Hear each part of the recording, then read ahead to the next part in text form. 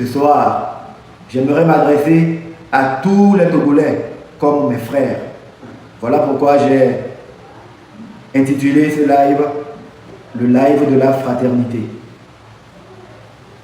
Alors, si on considère que les plus de 2600 personnes qui sont connectées actuellement acceptent ce principe que nous sommes des frères, je vous demanderai alors fraternellement de partager ce live au maximum autour de vous, avec amour bien sûr, et en toute humilité. Voilà. Aujourd'hui, 14 jeudi, nous sommes en août 2025. Cela fait pas mal de temps que nous faisons les lives maintenant pour élever des vibrations et dénoncer les fonctionnements qui existent dans notre pays. Au prime abord, il faut qu'on puisse en tenir compte. Tous les Togolais aujourd'hui qui allument leur caméra pour parler des problèmes de leur pays, pour parler de ce qui ne va pas, même si parfois, sous le coup de l'émotion, on peut condamner le ton ou l'humeur, il faut qu'on soit sûr d'une chose. Nous tous, nous voulons juste que notre pays puisse évoluer, qu'il puisse avoir une réelle paix et qu'on puisse laisser l'opportunité à tous les Togolais, quand ils ont le talent de pouvoir exprimer leur génie, sans qu'il y ait des barrières, sans qu'il y ait une majorité qui travaille à s'accaparer toujours et toujours les biens de la majorité.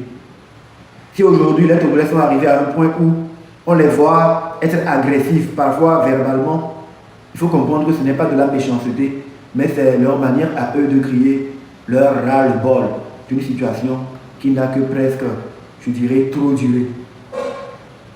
La patience de toute chose, de tout homme, a des limites. Et à ces Togolais qui aujourd'hui ont senti que leurs limites ont été atteintes, moi je peux vous comprendre. Ce n'est pas facile de voir l'injustice pendant sous nos yeux et qu'on puisse renier cela quand nous avons un peu d'humanité en nous.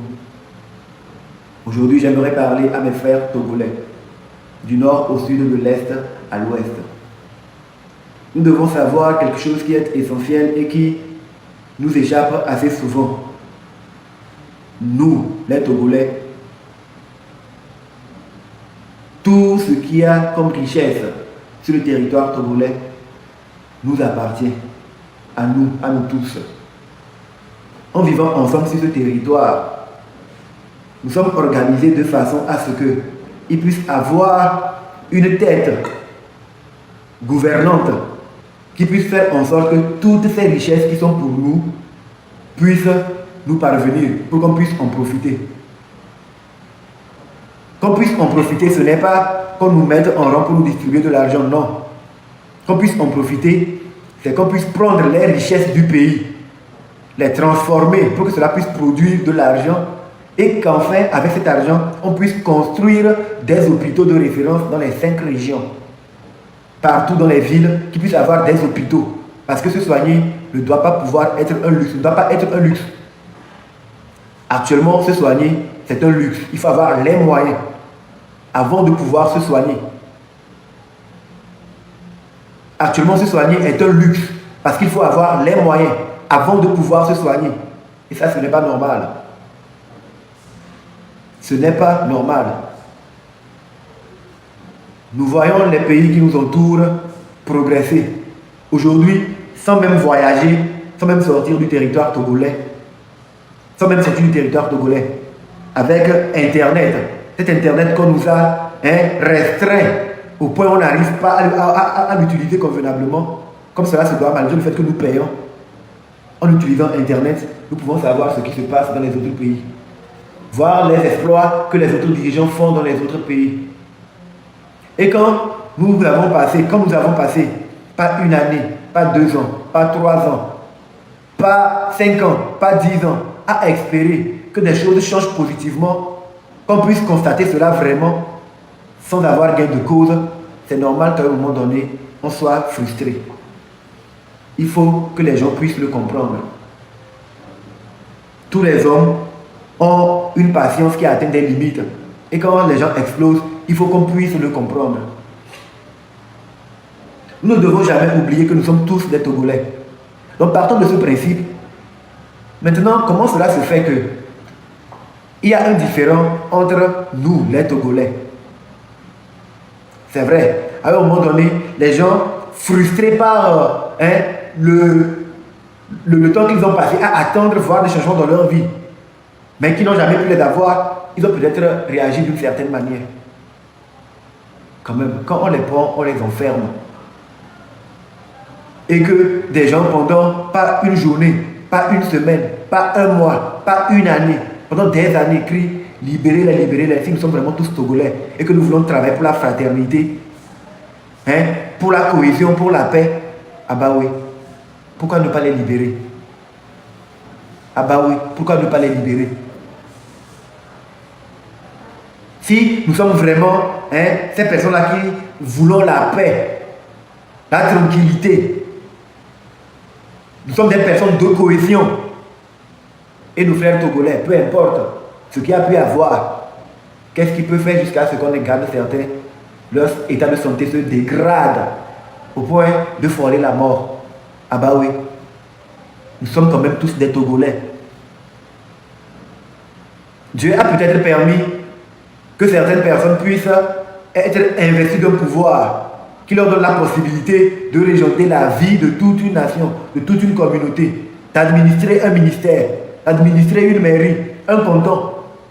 Et comme nous avons cette chance formidable, cette chance divine, pourquoi on ne peut pas travailler pour que la fraternité vraiment puisse s'installer? Ah bah oui. Ah bah oui.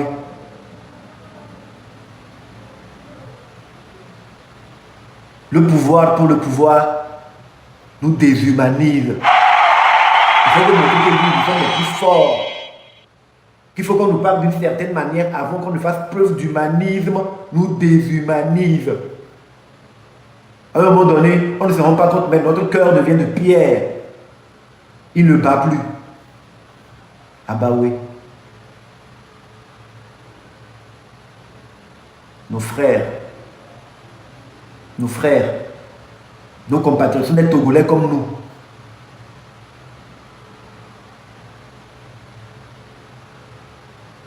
Un dirigeant ou une personne qui administre doit pouvoir avoir un cœur de papa. Parce que nos compatriotes, ceux qui vivent en interne, ne sont jamais nos ennemis. Jamais. Mais ils ont le droit de pouvoir réclamer ce qu'ils veulent quand ils estiment que ça ne va pas.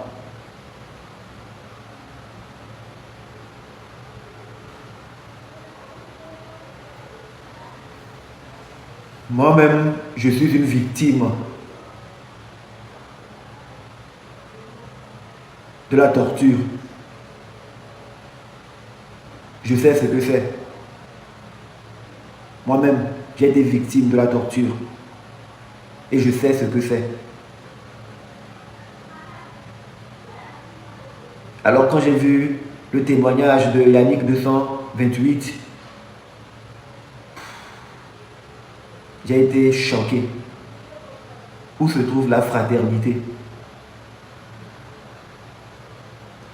Nous vivons quand même sur le même territoire. Nous vivons quand même sur le même territoire. Nous sommes tous des Togolais. Et au nom de quoi? Au nom de qui? Pour qui? On peut se traiter ainsi? Pourquoi on peut se traiter ainsi? Pourquoi?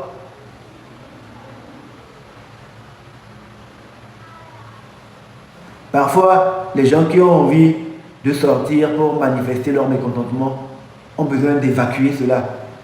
Pour me dire que oui, au moins on s'est exprimé. On s'est exprimé.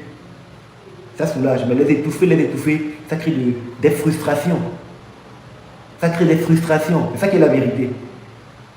Et on doit pouvoir composer avec cette vérité-là. Nous sommes tous des Togolais. Nous sommes tous des Togolais. Du nord au sud, de l'est à l'ouest. Alors pourquoi le sort des gens du nord ne peut pas nous attrister, ou le sort des gens du sud ne peut pas plutôt nous attrister? Pourquoi? Normalement, quand on est Togolais, dès qu'on a un frère, une communauté qui manque d'eau quelque part, qui se plaint, nous devons pouvoir, nous tous, nous lever comme un seul homme pour dire non, nos frères là-bas méritent d'avoir de l'eau. Faites quelque chose, faites diligence.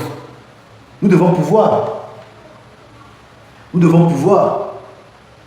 C'est ça la fraternité en fait. Nous devons pouvoir. Quand il y a quelqu'un qui souffre à Dakar, parce qu'il a été dans un hôpital là-bas, l'hôpital n'est pas bien équipé, et il perd un membre de son corps, ou il perd la vie, et nous sommes alertés, depuis le il faut qu'on puisse dire non, ce n'est pas normal.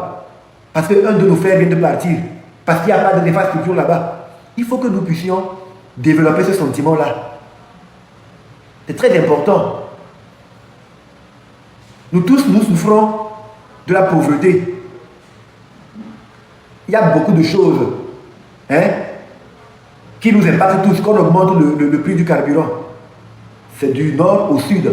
Je le répète encore. Les gens m'ont dit que je me répète trop. Mais non, la répétition est pédagogique. C'est une réalité qu'on doit savoir. Savoir que nous sommes tous des Togolais. Et les facilités qu'il doit avoir dans la région maritime, il doit avoir ces mêmes facilités dans la région de la savane, ces mêmes facilités dans la région de la Kara, ces mêmes facilités dans la région centrale, ces mêmes facilités dans la région des plateaux. C'est-à-dire qu'il faut qu'on puisse vraiment parler de décentralisation, que les richesses puissent être vraiment distribuées. Mais comme ce sont les richesses du pays, il faut qu'on fasse en sorte que le service public puisse être accessible. Je le répète encore, se soigner ne doit pas être un luxe. Être bien formé ne doit pas être un luxe. L'éducation, avoir des écoles de qualité, des universités de référence.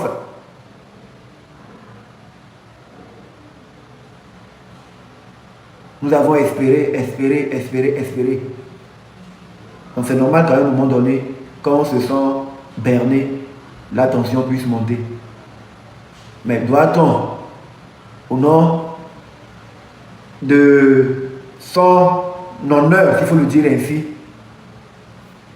se comporter de manière si inhumaine les uns envers les autres? Comme par exemple, on apprend qu'une des personnes que nous avons gardées en prison est en train de perdre la vue. Cela n'est-il pas un motif urgent pour que nous puissions libérer la personne, qu'elle puisse rentrer en famille?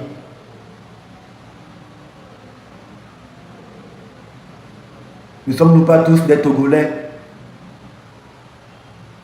Doit-on espérer garder certaines personnes? Parce que, je ne dis pas que c'est le cas, c'est l'impression que ça donne.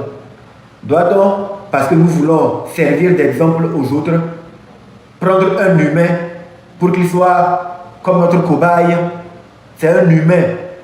C'est vrai qu'il y en a qui comparent les humains aux chiens, mais quand même nous réduire à des cobayes, c'est quand même aller loin, s'il vous plaît.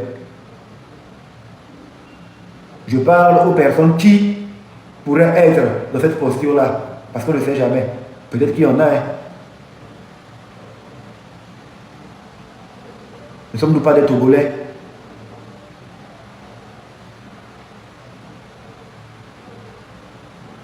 J'ai une pensée pour Jean-Paul Omolou. J'ai une pensée pour Affectio. J'ai une pensée pour, à votre avis. Le MCTA a d'ailleurs publié un article là-dessus. Je verrai si après je vais vous le lire, ou je vous inviterai à jeter un coup d'œil là-dessus parce que c'est très important. Il faut tirer la sonnette d'alarme. J'ai également une pensée pour Folie Sachivi. J'ai une pensée pour tous les prisonniers liés à la politique. Bon, on nous dit qu'il n'existe pas de prisonniers politiques au Togo. Admettons qu'il n'existe pas de prisonniers politiques au Togo. Admettons que c'est le vocable qui ne sied pas à certaines personnes. Ok, il n'existe pas de prisonniers politiques au Togo. Maintenant, les personnes qui se retrouvent en prison actuellement et que leur incarcération est liée à une certaine manifestation, pas très loin de la politique, pas très loin lié du cadre politique, il faudrait les libérer au nom de l'humanisme. Et parce que nous sommes tous des Togolais. Depuis des années, c'est les mêmes revendications. Et nous, en tant que grands souverains, en tant que dirigeants, ne sommes-nous pas en mesure d'écouter, de nous mettre à l'écoute de notre peuple?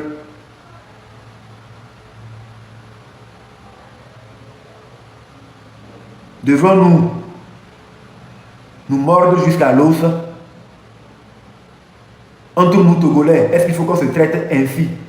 Sachant bien que le Togo nous appartient à nous tous et que certaines personnes veulent juste voir clair dans la manière dont le pays est géré parce qu'ils ne se retrouvent pas là-dedans. Et c'est leur droit le plus absolu. La Constitution, je crois, qu'elle soit ancienne ou nouvelle, garantit ce droit-là aux citoyens. Je ne pense pas que dans la Constitution, les citoyens sont des sujets. Non. Je ne pense pas que dans la Constitution, que ce soit dans la 4e, dans la 3e ou même dans la 5e République, les citoyens sont des sujets. Je ne le pense pas.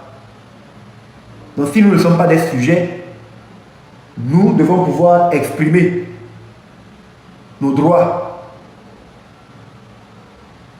exprimer notre volonté. Parce que vous, dans votre posture, en tant que dirigeant, vous êtes là pour être à notre écoute. Demander qu'un dirigeant soit à l'écoute des populations, ce n'est pas lui faire offense, c'est lui rappeler son devoir. Et normalement, il ne doit pas revenir aux citoyens de rappeler leur devoir aux dirigeants. Parce que les dirigeants, quand ils se disent capables de diriger, c'est parce qu'ils connaissent déjà leur devoir. On ne doit pas pouvoir le leur rappeler jusqu'à ce que cela ne puisse créer des tensions. La lutte contre l'impunité ne saurait être un mythe. Moi, Tchala Essowe, alias Amron, j'ai été victime de torture. Avec mes avocats, nous avons fait tout pour déposer une plainte. L'instruction suit son cours. Mais j'aurais voulu qu'ils puissent avoir la même diligence en ce qui concerne mon cas, surtout que j'ai cité des noms, j'ai cité des personnes, qu'ils puissent avoir diligence par rapport à mon dossier, comme il y a eu diligence pour les dossiers des personnes qu'on a arrêtées, jugées et déférées directement en prison. Il faut que ça puisse aller vite aussi quand il s'agit des gens, des citoyens qui portent plainte. Il faut qu'on puisse aussi vite juger les gens, faire ce qu'il y a à faire et que chacun puisse payer. Mais quand ce n'est pas le cas, on a l'impression que c'est une politique de 2 poids, 2 mesures et ce n'est pas normal. Et comme moi je vois ça, je me dis, ben, les choses ne veulent pas changer. Les choses n'ont pas changé. Donc je suis contre. Non, oui, parce que j'ai été abusé. Psychologiquement, on a tenté de me détruire. On m'a pris, sans mon autorisation, mes cheveux et ma barbe. Tout comme il y a d'autres personnes aussi qui ont été torturées de diverses manières. Mais pourquoi il n'y a pas de justice pour nous, les personnes qui sont victimes de torture? Mais les personnes qui sont pour manifester, pour réclamer ou exprimer leurs revendications, on les arrête, le jugement est vite fait et ils sont déférés. D'autres même sont jugés avec sursis. Pourquoi c'est rapide dans ce cas et ce n'est pas rapide dans le nôtre? Donc il faut que toutes les personnes qui soutiennent les victimes de torture puissent pouvoir aussi se mobiliser pour élever les vibrations, pour le dire non, nous voulons aussi justice pour les personnes qui sont torturées. Nous on va le faire, on va réclamer. Par exemple, moi, à titre individuel, je sais que le 30 août est une date très importante dans l'histoire de notre pays. Il y a eu le 30 août 1956. Je vous invite à faire cet exercice-là. C'est comme ça qu'on va utiliser Internet. C'est la raison pour laquelle on a besoin d'Internet, c'est pour nous documenter. Donc je vous invite à taper 30 août 1965, non 56 plutôt, sur Google, Togo. La date du 30 août 1956 au Togo. Tapez-le sur Google. Donc il faut que ce 30 août, nous puissions fêter à nouveau cela. Que cela puisse être pour nous encore une date où on se commémore la date qui a précédé notre indépendance en 1960. 30 août 1956. 30 août 1956 au Togo. Le 30 août 1956 devrait être une année qu'on devrait célébrer chaque année. C'est ma proposition, c'est ma vision personnelle. Parce qu'elle doit nous rappeler que peu importe la situation dans laquelle nous sommes, nous devons toujours travailler à obtenir notre indépendance. C'est très important. Le 30 août 1956, que la fraternité puisse naître entre nous, Togolais du nord au sud, de l'est à l'ouest. Parce que si nous devons réclamer que les richesses du pays soient équitablement réparties, c'est pour dire que les richesses qui se trouvent au nord vont profiter aux Togolais qui sont au sud. Les richesses qui se trouvent au sud vont profiter aux Togolais qui se trouvent au nord. Il y aura l'équité. Quand un Togolais quitte le nord pour aller vivre au sud, il sait qu'il est sur son territoire. Il va pouvoir profiter des mêmes facilités, des mêmes opportunités. Pouvoir avoir les mêmes salaires, pouvoir avoir presque le même cadre de vie. C'est bien possible parce que le Togo est un petit pays. Il est important que cela puisse être. Il est très important que cela puisse être. Donc moi, le 30 août, en commémoration de cette date, ô combien importante dans la voie de l'obtention de notre indépendance, moi, à titre personnel, je vais sortir de chez moi et je vais marcher d'un point A à un point B, d'un point B à un point A. Je ne prendrai pas la voiture ce jour-là. Et je ne vais pas marcher sur la chaussée, non. Il me faudrait demander une autorisation, je n'ai pas besoin de marcher sur la chaussée. Je vais marcher sur le trottoir, parce que bon, je ne pense pas qu'il y ait une loi qui interdise, aux citoyens de marcher sur le trottoir. Donc moi, je vais marcher sur le trottoir d'un point A à un point B. Et hier, j'étais là à faire un rêve, je me suis dit, ben tiens, dans le rêve, j'étais là, je dormais, j'ai dit, comment les gens là, ils sont en train de faire des choses comme ça, c'est inédit. J'ai vu les opposants, chacun a essayé de s'organiser dans son fief. Chacun a lancé une activité pour le 30 août. Je dis, mais c'est quel rêve bizarre ça. Chacun dans son quartier a lancé une activité pour le 30 août. Je dis, oh, mais ce rêve est très bizarre. Et maintenant, ils ne marchent pas sur la chaussée. Eux et leurs militants, c'est sur le trottoir, ils marchent. Ils peuvent faire une... Et dans le rêve là, ils ont fait une longue file sur le trottoir, une longue file discontinue. Et c'est comme ça qu'ils se sont donné rendez-vous pour que chacun puisse se joindre. Donc chacun marche sur le trottoir avec ses militants derrière, une file indienne. C'est juste une marche sur le trottoir. Donc moi par exemple, le 30, je sortirai pour marcher sur le trottoir d'un point A à un point B. Maintenant, ces derniers temps quand je sors, je sais qu'il y a l'attroupement. Je ne veux pas qu'il y ait de l'attroupement autour de moi. Si moi je sors pour marcher, il ne faut pas obstruer ma voix. Si vous voulez me parler, suivez-moi. Quand je vais m'arrêter, on pourra se parler, même ne m'interrompez pas. Si vous êtes nombreux, restez en ligne derrière. Moi, je ne veux pas que vous soyez attroupés. Là, c'est dans mon rêve, ça. Je me suis réveillé à vous dire, mais c'est quel rêve bizarre ça. C'est quel rêve bizarre ça. Mais s'il ne faut pas marcher sur la chaussée, peut-être il faut faire la marche sur le trottoir, sans appeler ça à quoi. J'ai dit, mais il faut que je me réveille. Moi, je n'aime pas les problèmes. Moi, je n'aime pas les problèmes. Il ne faut pas que me dire que moi j'ai dit quelque chose. Jamais. Moi, je ne suis pas dedans. Mais ce rêve-là était vraiment bizarre, je vous promets. Il y avait Jean-Pierre Fabre. Il a quitté quand je vais à Copé. Lui seul, il n'a appelé personne. Mais il a dit, s'il y a ses compatriotes qui veulent marcher avec lui, ils peuvent marcher, mais derrière, en file indienne. Et Jean-Pierre Fabre, il est sur la chaussée. Il marche, donc je vais à Copé, pour aller vers le centre-ville. Non, il peut marcher seul. Le jour-là, c'est juste pour commémorer les efforts que nos ancêtres ont fait pour notre indépendance. Là, c'est dans le rêve, ça s'est passé comme ça. L'autre aussi a quitté vers mai. Il marche pour venir. L'autre quitte vers. Chacun s'organise pour marcher en commémoration. Pas sur la chaussée, sur le trottoir. Ça va être c'était du jamais vu dans le rêve. What? Non. Le Togolais n'a comment fait ingénieux comme ça, non. Non. Moi, j'ai dit, je ne vais pas. En tout cas, moi, le 30, comme j'ai fait un rêve comme ça, je vais l'appliquer pour moi-même. Ça me regarde, ça me concerne. Donc, tout seul, je sortirai, je marcherai de chez moi à Ouai jusqu'à arriver au niveau de Lyon. Je ne sais pas si je vais tourner pour aller vers GTA ou bien je vais continuer à aller au rond-point douane. Mais je compte marcher comme ça. Juste. Mais je le dis parce que bon, quand j'ai été arrêté, torturé, on m'a menacé. On m'a dit que partout je dois aller, je dois suivre mes arrières. Donc, peut-être, s'il y a des Togolais qui pensent que bon, j'ai le droit de marcher, c'est mon pays, et veulent me protéger, il peut y avoir deux devant, deux derrière. S'il y a deux autres qui veulent s'approcher, ils peuvent garder 1 mètre de différence ou 2 mètres de différence. Mais qu'il y ait des jalons, une file discontinue. Plutôt que d'occuper carrément toute la rue, on crée des petits groupes comme ça. Ça me donne le rêve, ça. On dit, non, et ça vole. Il ne faut pas faire ce genre de rêve. Moi, j'aime pas ça. En tout cas. Mais il se peut que le 30, j'essaie de marcher comme dans mon rêve, voir. Je fais des rêves bizarres. C'est ce genre de rêve que je fais, les gens pensent que je suis fou.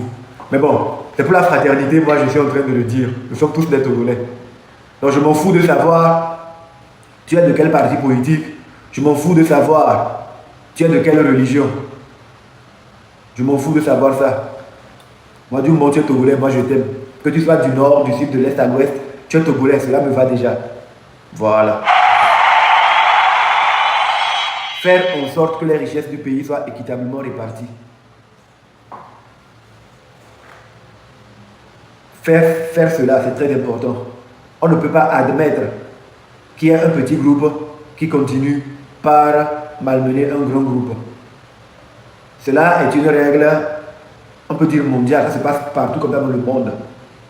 Mais il faut qu'on travaille à mettre fin à ce système-là chez nous au Togo pour que d'autres nations aussi puissent nous copier. Cela est bien possible. Nous sommes à l'ère de la révolution, à l'ère de l'intelligence artificielle. Mais faisons en sorte que notre intelligence naturelle puisse être au-dessus de celle artificielle. Parce que c'est l'homme qui crée la machine. La machine ne peut pas surpasser l'homme. La sagesse qui doit être en nous doit nous amener à agir de façon raisonnable. Respecter le caractère sacré de la vie de tous nos compatriotes. Cela est très important. Cela est très important. Il n'y a pas un Togolais qui soit supérieur à un autre. Non. Il faut que cette manière de penser puisse enfin s'arrêter. Tous les Togolais se valent. Quand on occupe un poste de haute responsabilité, on n'occupe pas ce poste-là pour pouvoir piétiner ou dominer les autres. Non, non, non, non, non.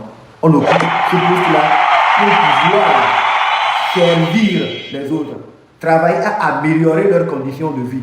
Parce qu'en occupant ce poste, ce sont les ressources du pays qui nous permettent d'avancer ou de dire qu'on travaille. On occupe ce poste-là pour administrer le pays. Prendre les ressources, travailler à les développer pour que cela puisse servir à nos concitoyens. Pour que cela puisse servir nos compatriotes. Il faut que la fraternité puisse être de mise entre nous. Il est temps que le caractère jusqu'au boutisme de certaines personnes puisse trouver une finalité, un point de chute, une fois de bon. Il faut que le Togo puisse revenir à tous les Togolais. Nous sommes déjà sur la voie. Nous sommes déjà sur la voie. Donc j'exhorte les uns et les autres, ceux qui veulent voir un Togo nouveau, à s'engager chacun individuellement. Moi, je n'attends pas que quelqu'un me le dise. Mais moi, le 30, je décide moi-même de sortir. Ce n'est pas quelqu'un qui me dit.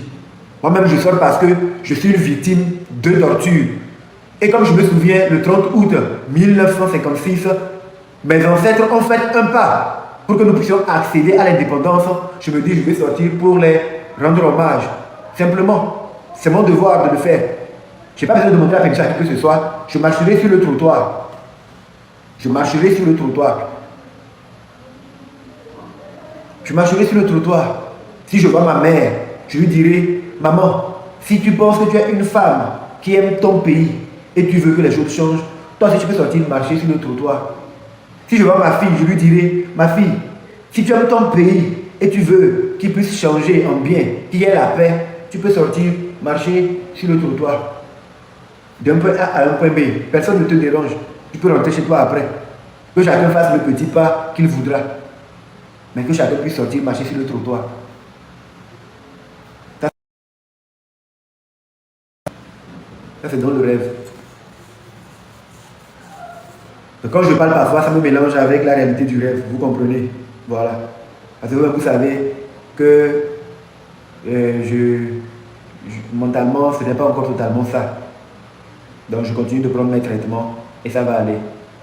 Je suis encore traumatisé par les tortures que j'ai subies et les menaces que j'ai eu à subir font que je n'arrive pas à sortir totalement seul. Donc vous-même vous comprenez, non? Voilà, donc ça me mélange avec le rêve et la réalité. Mais ça va aller. Ne pensez pas que je suis fou. Je ne suis pas fou. Je suis en train de me reprendre en main. Et dans mon discours, on ne va pas sentir la haine. On ne va pas sentir la haine. Je parle avec amour. Parce que j'aime mon pays et je veux le voir changer. Donc ne le prenez pas mal. Si par le moment je dis des choses qui vous énervent, ne le prenez pas trop à cœur. Sachez que c'est la folie qui m'a été détectée qui fait ça. Donc vous devez composer aussi avec. Moi-même j'en ai pris conscience maintenant. Donc bon, quand ça m'arrive, je sais que ça ce n'est pas moi, c'est la folie. C'est pas totalement moi. Il faut que je me ressaisisse. Par contre, que je sois fou ou que je sois dans mon état normal, il y a une vérité qui ne change pas dans mon esprit. C'est que le Togo appartient à tous les Togolais, sans exclusif. Le Togo appartient à tous les Togolais, sans exclusif. Il n'y a pas un Togolais qui est supérieur à un autre Togolais. Le président de la République et le président du Conseil occupent des postes de haute fonction dans notre pays. Mais en tant qu'individus, ils ne sont pas supérieurs aux autres Togolais. Et les autres Togolais ne sont pas inférieurs à eux. Les autres Togolais ne sont pas non plus supérieurs à eux. Ce n'est pas parce qu'ils sont les serviteurs du peuple que ça veut dire que le peuple est forcément supérieur à eux. Non. Le peuple est majoritaire. Donc, il est là pour exercer la volonté de la majorité. Et ces derniers temps, qu'est-ce que la majorité veut? Il faut vraiment écouter la majorité. Il faut vraiment écouter la majorité. C'est très important. C'est très important. Les Togolais souffrent trop. Le peuple est fatigué. Et quand tu es dans des officines, dans les arcanes, tu entends, il y en a qui disent que le Togolais est fait pour être gouverné. Ça, c'était une petite parenthèse. Nous sommes tous des Togolais. Il faut qu'on puisse se respecter. Il faut qu'on puisse se parler avec respect. Il faut qu'on puisse respecter l'humain au-delà de non, c'est un opposant. Il faut qu'on puisse garder l'humanisme en nous. C'est pourquoi j'ai appelé ce live le live de la fraternité. Donc quand, à un moment donné, on se rend compte qu'il y a un frère à nous qui ne veut pas nous considérer comme si nous sommes de la même famille, nous devons le convoquer devant le conseil de discipline. Nous devons le convoquer devant le conseil de discipline. Et pour le convoquer, il faut qu'on puisse exprimer que nous ne sommes pas d'accord avec un certain nombre de choses. Et nous devons être écoutés quand nous disons que nous ne sommes pas d'accord. Nous sommes 4900, il y a 2000 partages. Si vous avez bien ce qui se passe sur ce panel, je vous inviterai à partager davantage, qu'on puisse au moins atteindre 3500 partages. Faites l'effort s'il vous plaît.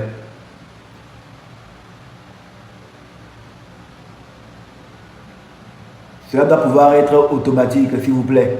Quand vous venez dans le panel, vous savez qu'il y a une grande restriction par rapport à Internet et que les gens ne sont pas vite au parfum de ce qui se passe. Donc le meilleur moyen que nous avons de pouvoir alerter les gens, c'est de partager au maximum. Ce travail que nous faisons, nous prenons de grands risques. Vous devez le savoir. Mais pourtant, nous sommes déjà engagés et nous avons franchi la porte du non-retour depuis très très longtemps. Donc de grâce, la force que vous pouvez nous donner, c'est de partager au maximum à chaque fois que vous voyez que nous sommes en ligne. Partagez. Et pendant que nous sommes en train d'alimenter ce panel, vous pourriez toujours écrire dans les commentaires, partager, demander aux gens de partager pour que la flamme puisse être entretenue. Je remercie tous les donateurs, ceux qui m'arrosent plutôt de cadeaux. Je les remercie énormément car ils permettent le live d'être de qualité. Je remercie toutes les personnes aussi qui t'apportent, qui donnent le cœur, qui partagent. C'est grâce à vous que nos énergies se répandent. Et aujourd'hui, Vous avez vu que j'ai changé un peu le décor. J'ai mis le be et bref, être un être brave. Car j'ai vu qu'au-delà d'une simple marque, c'est devenu un symbole. Je nous invite tous à faire preuve de bravoure, à nous engager chacun individuellement pour son pays. Nous sommes tous des frères et à titre individuel, nous devons savoir que nous avons une richesse commune. Notre héritage, c'est le Togo, notre beau pays. Donc nous devons toujours être en mesure de parler d'une seule et même voix. Quand ce que nous recherchons, c'est vraiment le bien pour notre pays, nous devons faire en sorte que la vérité soit toujours dite dans toutes les circonstances. Nous devons pouvoir toujours dire la vérité. Partageons le live au maximum. Partageons le live au maximum. Merci à ceux qui donnent des cadeaux. On me dit non, que ceux qui me donnent des cadeaux vont me faire tomber dans un trou. Je ne suis pas né de la dernière pluie. Et ces 2 jours, j'essaie de faire des posts pour vous montrer que mon engagement ne date pas d'hier. Je ne me suis pas engagé pour voir le changement venir dans mon pays de façon circonstancielle. C'est pas que je ne me suis pas improvisé artiste engagé. Non, j'ai travaillé pour. Ce que je suis aujourd'hui, c'est le fruit de beaucoup d'engagement. Et ce n'est pas quelque chose d'extraordinaire. Je sais que vous aussi, vous pouvez le faire. Vous pouvez le faire mieux que moi. Il faut juste décider de choisir cela. Dire que je choisis de m'engager pour mon pays. Je choisis de m'engager pour la vérité. C'est une question de choix. C'est une question de choix. Il ne s'agit pas de mots d'ordre ou de quelqu'un qui va vous donner le droit ou vous dire de le faire. Non. Si vous n'êtes pas en mesure de le faire pour vous-même, sachez que vous vous mentez quand vous pensez que vous pouvez le faire pour quelqu'un. On le fait d'abord pour soi. On se sacrifie pour ce qui nous est cher. On s'engage pour soi avant de s'engager pour autrui.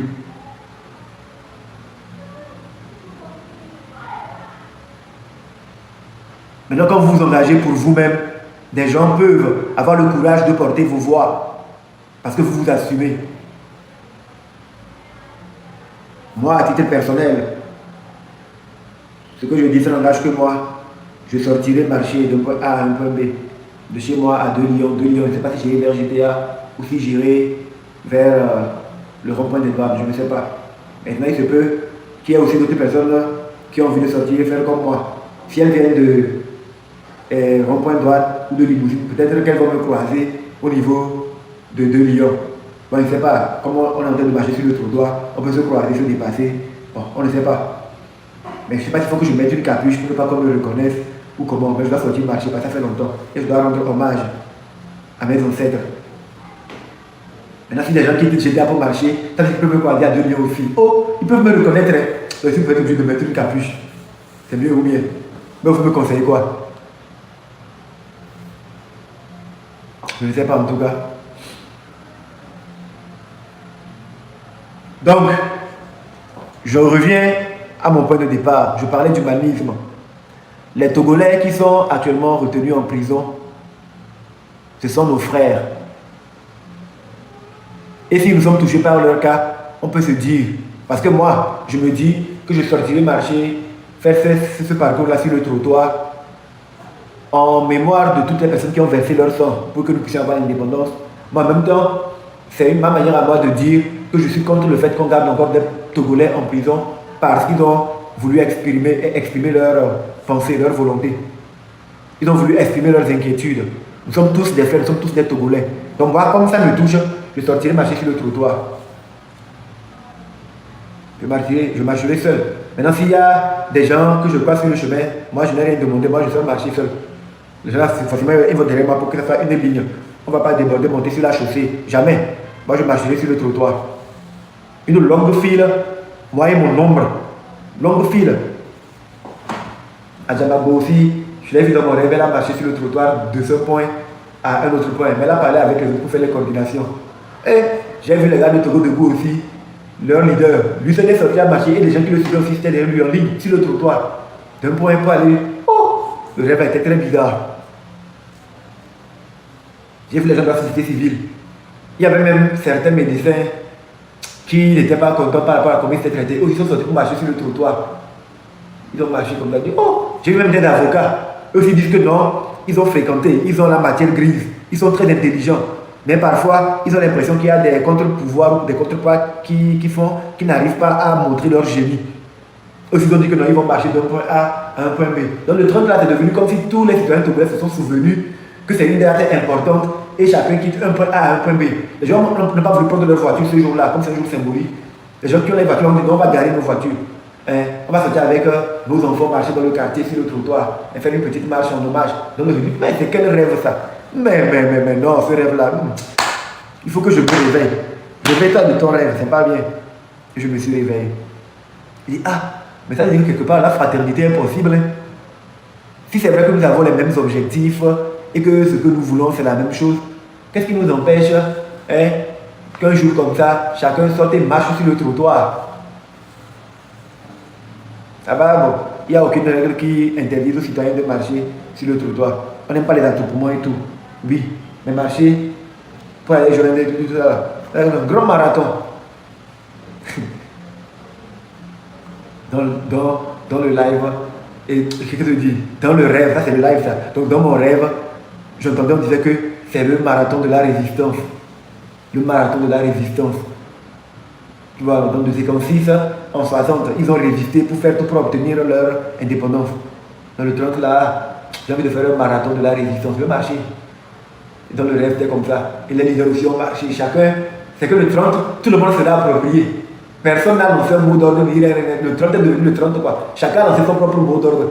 Mais tout le monde a marché dans la chaussée. Et c'était une longue file, qui ont fini par se joindre. Et dans le rêve là, non, c'est pas bien. Les dames qui sont au marché et qui savent qu'elles ont besoin qu'on puisse supprimer certaines taxes parce qu'elles n'arrivent pas à s'en sortir, elles étaient sorties aussi pour marcher. Parce qu'elles ont été renseignées qu'il y a tellement de richesses dans le pays que les phosphates, le porc, le manganèse, tout ce qu'il y a comme ressources dans le pays, si on gère ça très bien, on va faire beaucoup de subventions, on va même développer des marchés modernes pour elles et elles n'auront même pas besoin de payer certaines taxes. Leurs enfants pourront aller à l'école gratuitement, dans de belles écoles, pourront aller dans des universités de référence dans le pays. Quand ils ont entendu ça, elles aussi elles sont sorties. Donc il y a des gens comme dans le rêve, comme les divas écrits, qui ont pris la partie là et puis ils ont été des gens comme cette photo de personne d'elle aussi, qui a pris ça, il a fait des les gens comme ici fou, comme Salifou qui a pris ça au thème, mes amis thème. Donc les gens ils ont expliqué. Ils disent, oh, mais c'est quel rêve bizarre ça m'a. Non, il faut que je me réveille. C'est pas normal. Il ne faut pas que le rêve vienne me créer des problèmes. Donc je ne sais pas ce que ça veut dire. Si les gens peuvent m'expliquer ce rêve, ça me fera du bien. Il faut qu'on puisse expliquer ça. Ceux qui comprennent français, qui comprennent Kabyle, qui comprennent Kotokoli, qui comprennent Evé, j'aimerais que vous fassiez des coupures et que vous expliquiez mon rêve aux gens. Peut-être que quelqu'un peut comprendre le sens de mon rêve et me l'expliquer. S'il vous plaît. Ça serait bien que quelqu'un comprenne mon rêve et me l'explique.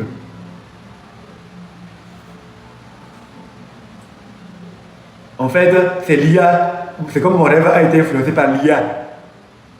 C'est comme mon rêve a été influencé par l'IA. Par l'intelligence artificielle. Il y avait les avocats. Ils sont sortis pour marcher juste parce qu'ils disent non, ils veulent la liberté dans leur métier. Ils veulent pouvoir faire vivre leur talent. Qu'on sache combien ils sont des avocats qui sont au service de la justice, qui veulent être vraiment indépendants. Le rêve là, je dis, yo, des avocats. Non, j'ai vu des médecins qui ne voulaient plus être complices de la mort prématurée de certains Togolais, parce qu'ils sont dans des structures qui manquent d'infrastructures, qui manquent d'équipement. Ils savent qu'avec l'équipement et le renforcement de leur capacité, ils peuvent sauver beaucoup plus de vies. Ils ont dit non, ils veulent que cela vienne au Togo. Donc ils vont sortir le 30 pour marcher sur le trottoir, sans marcher sur la chaussée.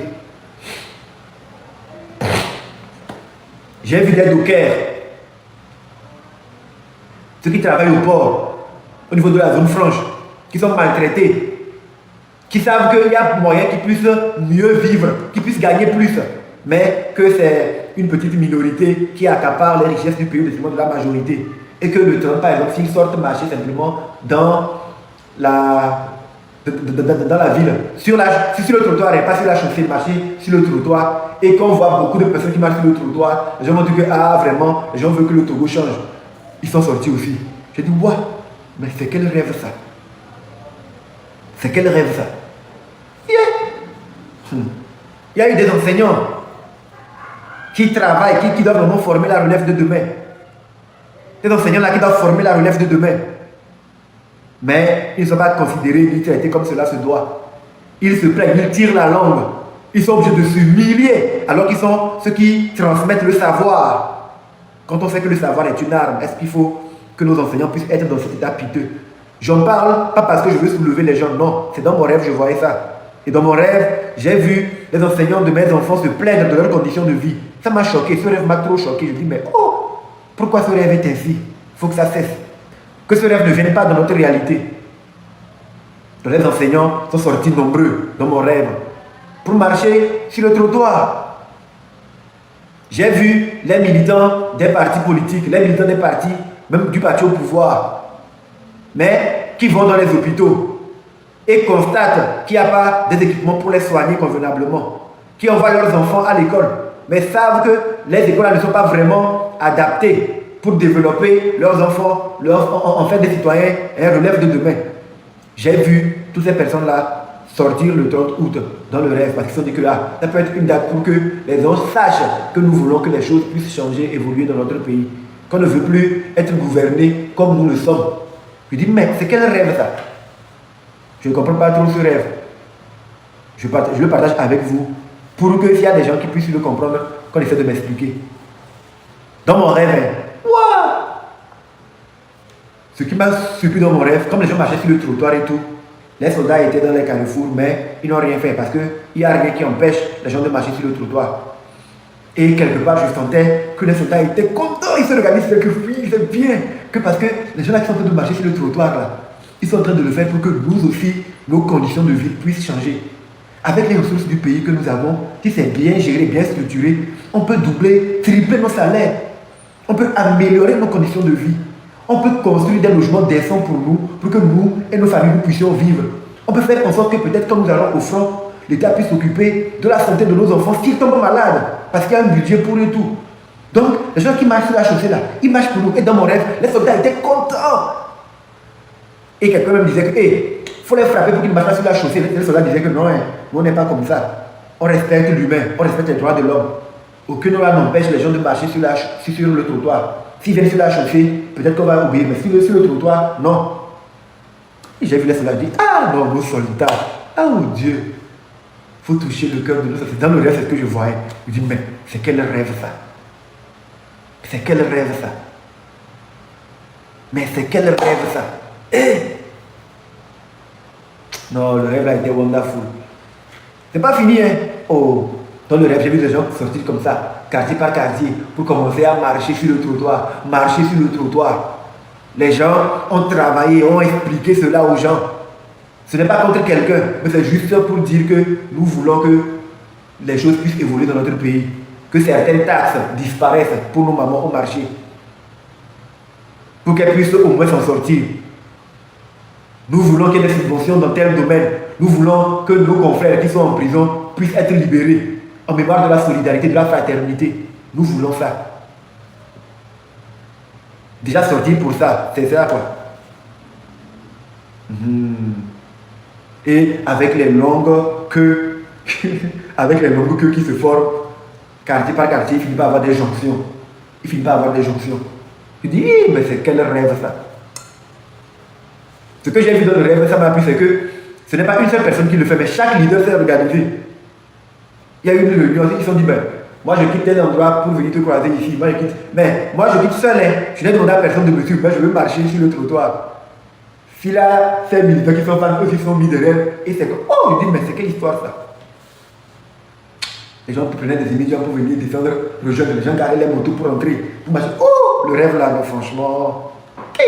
Il dit, mais ça c'est un rêve. Le trottoir était bondé là, de longues files. Quand tu sors ici, tu vois, de champion jusqu'à. Avec deux gommes, et les gens, sur le trottoir. Non, ce rêve-là, ah non, non, non, non, non, non. Le 30 août là, j'ai dit non, non, non. Comment je peux faire des rêves comme ça? Non, comment? C'est pas bien. Les prisonniers politiques, ce sont nos frères, nos compatriotes. Ils doivent être libérés. Parce que s'il y a les différents rapports de l'IGE, les rapports de l'ITE, les rapports de la Cour des comptes, ces rapports-là qui épinglent d'autres compatriotes à nous pour des détournements ou des malversations. Mais ces personnes ne sont pas inquiétées. Au nom de quoi ceux qui ont voulu exprimer leur ras-le-bol, parce qu'on n'arrête pas les gens qui détournent l'argent, vont continuer à être en prison. Et les gens vont se mettre chaque temps à supplier, mais rien ne se fait. Ce n'est pas normal. Donc, à titre personnel, le 30 août, moi je sortirai marcher d'un point A à un point B. Je sortirai marcher sur le trottoir. Il faut que je change de chargeur.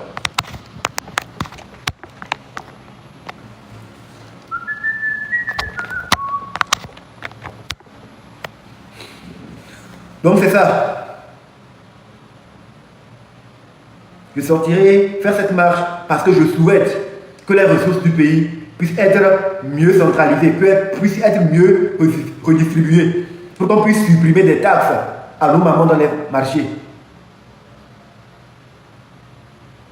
Je sortirai à titre personnel faire cette marche-là parce que l'indépendance à laquelle j'aspire voir mon pays arriver est cette indépendance-là qui fera en sorte que du nord au sud, de l'est à l'ouest, tous les Togolais puissent avoir accès à des soins de santé de qualité, parce que se soigner n'est pas un luxe. C'est ça, une indépendance. Que tous les Togolais puissent avoir accès à l'eau potable en étant sur le territoire national. C'est ça, l'indépendance à laquelle moi j'aspire. Donc maintenant, s'il y a des gens qui se trouvent dedans, que les personnes aussi s'engagent individuellement pour faire le pas qu'il faut. N'attendons pas que ce soit quelqu'un qui lance un mot d'ordre. Moi, le 30 août me convient parce que c'est une date commémorative, une date qui est liée à notre histoire. Donc, à titre personnel, je sortirai.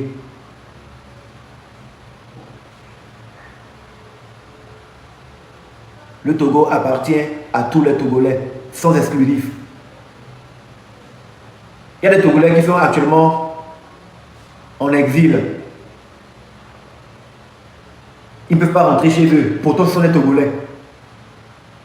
Il faut qu'ils puissent rentrer chez eux. Il faut qu'ils puissent être amnistiés. Il faut qu'ils puissent avoir l'amnistie générale. Parce que nous sommes tous des Togolais, on veut vraiment partir sur une nouvelle base. Mais si les gens ont l'impression, alors qu'ils ont envie de rentrer chez eux, mais ils ont l'impression que les gens ne veulent pas créer les conditions pour, je suis sûr que les énergies qui vont élever ne vont pas être dans le sens que la personne puisse rester. Ce n'est pas possible, parce que les gens ont envie de rentrer chez eux. Donc quand ils vont identifier une personne comme étant l'obstacle qui les empêche de se reconnecter à la mère patrie, ils ne peuvent souhaiter que cet obstacle soit dégagé. Donc ne nous comportons pas de sorte à être des obstacles au retour de nos compatriotes sur le territoire national, chez eux. Parce que le pays ne nous appartient pas à nous, personnellement. Le pays appartient à tout le monde. Voilà pourquoi, dans mon rêve, j'ai vu des avocats marcher. Ils veulent une justice équitable. Si quelqu'un vient, on lui reproche des choses, que la justice puisse faire son travail convenablement. Pas en étant sous influence. Convenablement. Et je sais qu'il y a encore des gens qui gardent l'éthique et qui travaillent convenablement au niveau de la justice. Je les exhorte à faire un peu plus, à pouvoir s'exprimer, le dire ouvertement. C'est leur devoir. Ils connaissent mieux la loi que quiconque. S'exprimer encouragera nos citoyens à pouvoir le faire. Donc les juristes, les personnes de loi, vous qui êtes engagés parce que vous voulez voir votre pays changer. Tout ce que je dis là, c'est dans le rêve que je parlais comme ça. C'est dans mon rêve que je parlais comme ça. Vous qui êtes engagés sur la voie de la justice et qui vouliez voir votre pays changer, prenez la parole. Osez dire ouvertement que vous n'êtes pas d'accord avec la manière dont les choses vont dans le pays, que le 30, à titre personnel, vous aussi, vous sortirez marcher sur le trottoir, pas sur la chaussée. C'est comment je parlais dans le rêve et tout. Il dit, ah, pourquoi j'arrange les gens comme ça? Dans le rêve. Que cette journée tout entière soit dédiée à cela. Nous sommes épuisés. Nous sommes fatigués. Fatigués. Donc, consacrer cette journée-là pour cette opération, on ne doit pas dire que donc nous sommes fatigués. On doit pouvoir dire que cette journée-là, on va faire de cette journée-là une journée mémorable, qui soit vraiment le point d'ancrage d'un nouveau départ pour notre pays. Et ce pacifiquement, que les leaders politiques, dans mon rêve, c'est ce que je leur disais, que les leaders politiques puissent interpeller les responsables des ONG qui travaillent dans le cadre des droits de l'homme. On voit des courriers au niveau des ambassades pour que ceux-ci puissent envoyer un représentant marcher avec eux ce jour symbolique. Pour qu'ils soient témoins.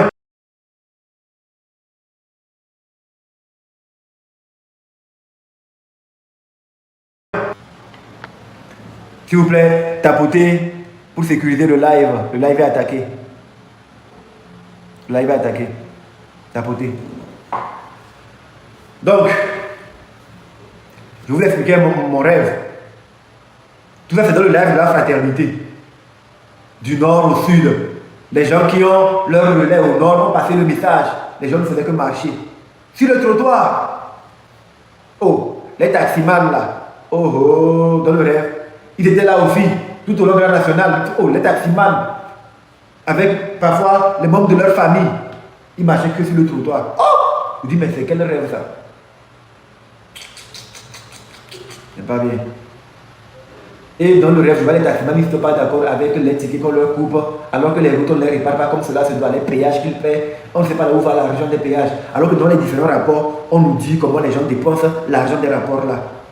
Et personne n'est inquiété. Et il y a des Togolais qui sont encore en prison. Et on nous dit que les gens veulent la paix. Je dis, mais c'est quel rêve ça? Il ne faut pas que ce rêve nous suive dans la réalité. Donc pour ne pas que ce rêve-là me suive dans la réalité, pour que ça comme c'est une malédiction, le temps que je vais sortir marcher pour que mes ancêtres m'aident. Individuellement.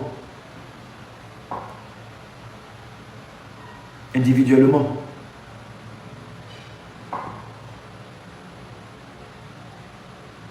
C'est de ça qu'il s'agit. Aimons notre pays. Aimons notre patrie. Aimons notre pays, aimons notre patrie. Engageons-nous réellement pour faire en sorte que il ne puisse plus y avoir sur notre territoire des personnes qui séquestrent, enlèvent, bastonnent à mort d'autres compatriotes pour l'intérêt de qui que ce soit. Il faut que le droit puisse être toujours respecté. Nous avons des tests qui régissent notre pays. Et ces tests indiquent clairement ce qu'une personne en infraction ou une personne ayant commis une infraction, ce qu'elle doit subir comme sanction. Et nulle part, le service corporel est autorisé. Je m'oppose fermement aux tortures. Que cette torture soit d'ordre physique, mental, psychologique, moral. Je m'oppose à cela. Voilà pourquoi le 30, à titre personnel, je sortirai marcher sur le trottoir. D'un point A à un point B, d'un point B à un point A. Aucune loi n'interdit cela. Donc moi, je sortirai marcher. Mais comme quand on m'a arrêté pour me torturer, on m'a dit de toujours surveiller mes arrières, je sortirai marcher. J'en parle pour que les Togolais puissent être au courant. S'il y a des gens qui veulent marcher à côté ou un peu loin, pour être sûr que rien ne va m'arriver, moi je ne vais pas dire non. J'ai besoin d'être protégé. Je ne dirai pas non. Je ne dirai pas non, mais je sortirai marcher. Parce que mes droits ont été violés. Parce que j'ai été torturé. Parce que mes cheveux et ma barbe ont été rasés sans mon autorisation. Et de façon inquiétante, je reçois des messages de plusieurs personnes qui me disent, je le dis au conditionnel parce que je n'ai pas de preuves, mais les messages sont là, je pourrais les montrer au cas de besoin, qu'ils auraient appris que mes cheveux et ma barbe ont été emmenés dans un cimetière. Donc il se peut, je dis encore que je sois un mort vivant. Je ne sais pas ce qui a été fait avec mes cheveux et ma barbe. Donc je sortirai marcher pour que au moins les gens se souviennent de moi encore. Je sortirai marcher le 30 parce que je suis une victime des tortures. Je sortirai marcher parce que quand je vois les étudiants avec lesquels j'échange leurs conditions de vie, la difficulté qu'ils rencontrent, je n'aimerais pas que mes enfants demain, quand ils seront étudiants, puissent vivre la même chose. Donc je sortirai marcher pour élever mes énergies, dire que non, je ne suis pas d'accord, je soutiens les étudiants dans leurs revendications. Il se peut que demain de mes enfants deviennent enseignants.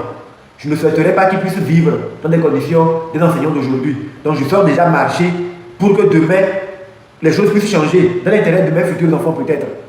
En même temps, je marche en solidarité pour ces enseignants-là qui ont envie que leurs conditions changent réellement. Quand je suis malade, je me fais soigner dans les hôpitaux. Je parle avec les médecins et je connais leur réalité. Je sortirai marcher à titre individuel en soutien à ces médecins-là qui souffrent, qui méritent beaucoup mieux. Je sortirai marcher. Je sortirai marcher pour nos mamans au marché, en souvenir de ces femmes-là qui ont tout perdu lorsque les marchés ont été brûlés. Je sortirai marcher parce que je souhaite que l'impunité finisse dans mon pays, qu'il soit mis fin à l'impunité, que les gens qui sont nommément cités comme étant des personnes qui pratiquent la torture puissent être instantanément interpellés comme les citoyens qui veulent simplement sortir et revendiquer plus de justice. Je sortirai marcher à titre individuel. Je le dis parce que je dois surveiller mes arrières partout où je serai. On peut me reprendre et me faire pire. Rien ne se passera. Et jusque-là, puisque rien ne se passe, je sens ma vie en danger. Donc je sortirai marcher pour me protéger.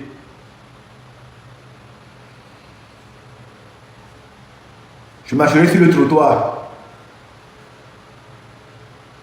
Je marcherai sur le trottoir. Comme cela, je n'empêcherai pas aux gens qui veulent vaquer librement à leur occupation de le faire. La chaussée sera dégagée pour eux. Donc je sortirai marcher. Je sortirai marcher.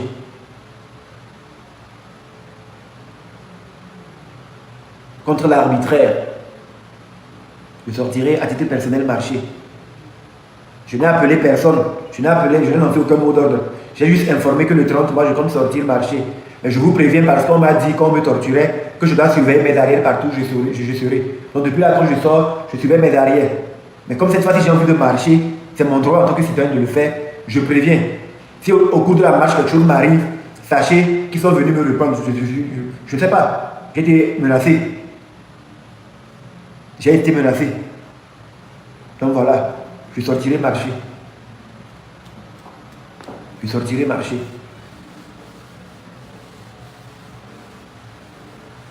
Dans mon rêve, j'ai rêvé que les personnes aussi qui sont victimes de torture, elles étaient aussi sorties. Elles étaient sorties. Je dis, ah, mais c'est quel rêve ça? Ces derniers temps, je fais des rêves que je ne comprends pas. Je fais des rêves que je ne comprends pas.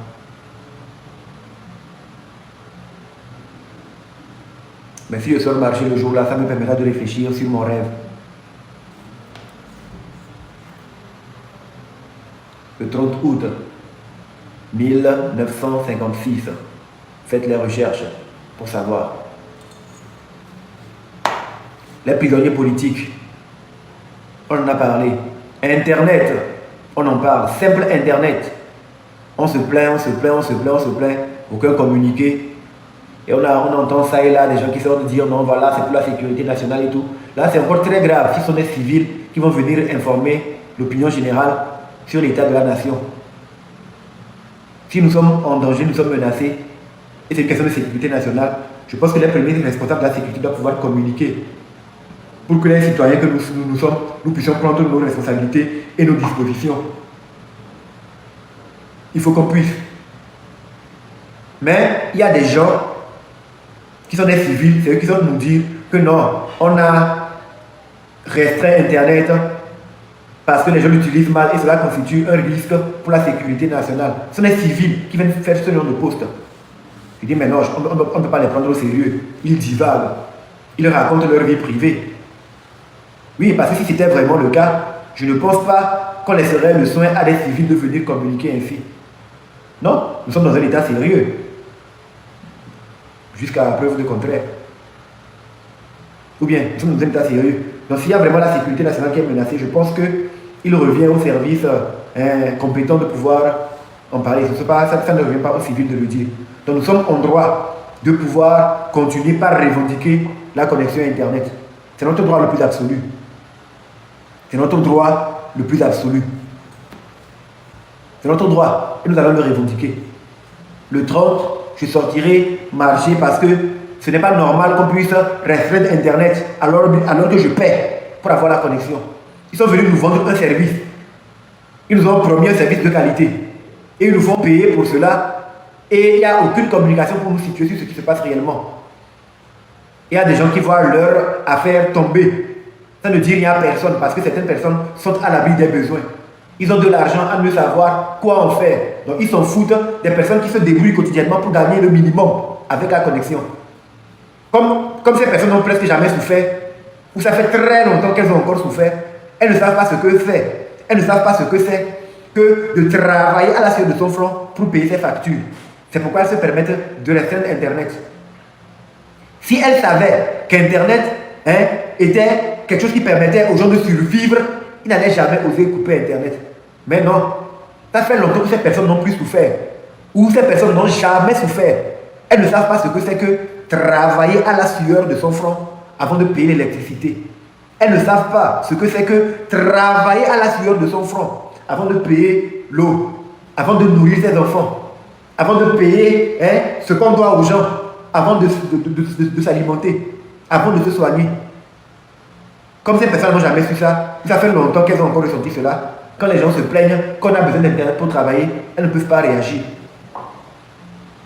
Pourtant, elles ne sont pas censées être des dieux ou supérieurs à nous. Non, elles sont à notre service.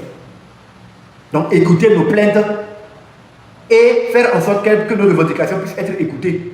Mais non, elles ne font pas ça. Elles ne font pas ça.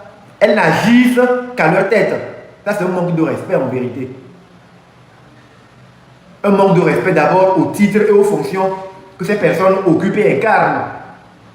Parce que ce sont des fonctions nobles.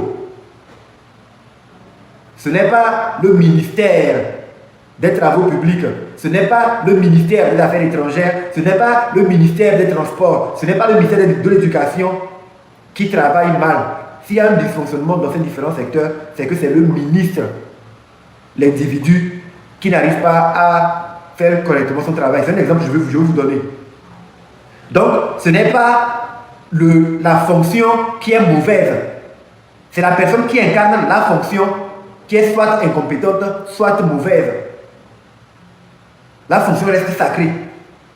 Donc nous sommes des millions de Togolais qui pouvons occuper des fonctions sacrées dans l'intérêt de nos communautés, de notre pays, dans l'intérêt général.